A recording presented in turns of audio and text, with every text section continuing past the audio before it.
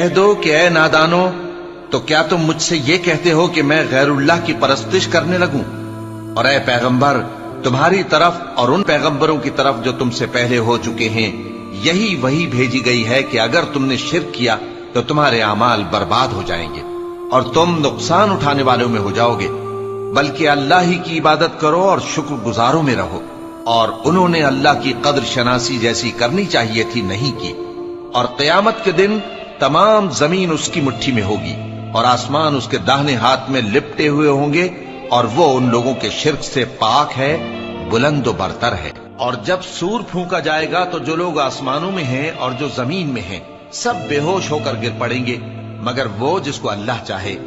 پھر دوسری دفعہ سور پھونکا جائے گا تو فوراً سب کھڑے ہو کر دیکھنے لگیں گے، اور زمین اپنے پروردگار کے نور سے چمک اٹھے گی اور اعمال کی کتاب کھول کر رکھ دی جائے گی، اور پیغمبر اور دوسرے گواہ حاضر کیے جائیں گے، اور ان میں انصاف سے فیصلہ کیا جائے گا اور ان کے ساتھ بے انصافی نہیں کی جائے گی۔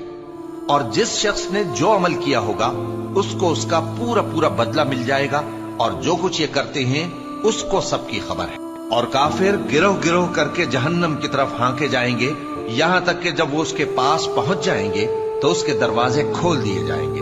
اور اس کے داروغہ ان سے کہیں گے کہ کیا تمہارے پاس تمہیں میں سے پیغمبر نہیں آئے تھے جو تم کو تمہارے پروردگار کی آیتیں پڑھ پڑھ کر سناتے اور تمہارے اس دن کے پیش آنے سے تمہیں ڈراتے تھے؟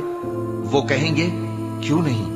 لیکن کافروں کے حق میں عذاب کا حکم ثابت ہو چکا تھا۔ کہا جائے گا کہ دوزخ کے دروازوں میں داخل ہو جاؤ، ہمیشہ اس میں رہو گے، سو تکبر کرنے والوں کا برا ٹھکانہ ہے۔ اور جو لوگ اپنے پروردگار سے ڈرتے ہیں ان کو گروہ گروہ کر کے بہشت کی طرف لے جایا جائے گا، یہاں تک کہ جب وہ اس کے پاس پہنچ جائیں گے اس حال میں کہ اس کے دروازے کھولے جا چکے ہوں گے، اور اس کے داروغہ ان سے کہیں گے کہ تم پر سلام ہو، تم بہت اچھے رہے،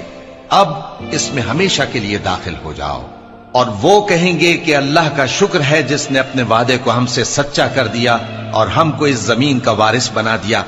ہم بہشت میں جہاں چاہیں رہیں، تو اچھے عمل کرنے والوں کا بدلہ بھی کیسا خوب ہے۔ اور تم فرشتوں کو دیکھو گے کہ عرش کے گرد گھیرا باندھے ہوئے ہیں اور اپنے پروردگار کی تعریف و تسبیح کر رہے ہیں، اور ان میں انصاف کے ساتھ فیصلہ کر دیا جائے گا، اور کہا جائے گا کہ ہر طرح کی تعریف اللہ ہی کے لیے ہے جو تمام جہانوں کا